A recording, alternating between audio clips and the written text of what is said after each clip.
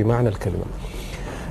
أنا مهما تحدثت في الكابتن يوسف الآن بدون مجاملات، أظل عاجز عن وصف إمكانيات هذا اللاعب، وبصراحة وبكل تجرد من العواطف ومن الميول.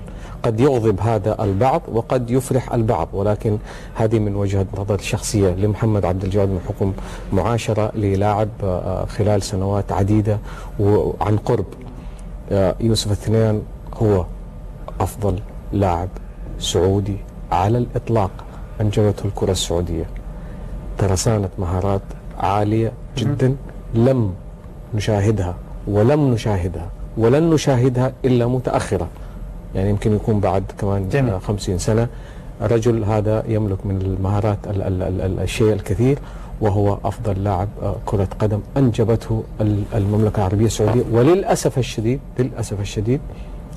الشديد أنا أقولها للمرة الرابعة، للأسف الشديد لم يأخذ حقه إعلاميا. نعم. طيب ايش قلت له في الجهة اليسرى باختصار؟ طبعا لما بدأت المباراة، قبل ما تبدأ المباراة قلت له: يوسف لو سمحت، نحن طبعا كنا زملاء وجايين من بعد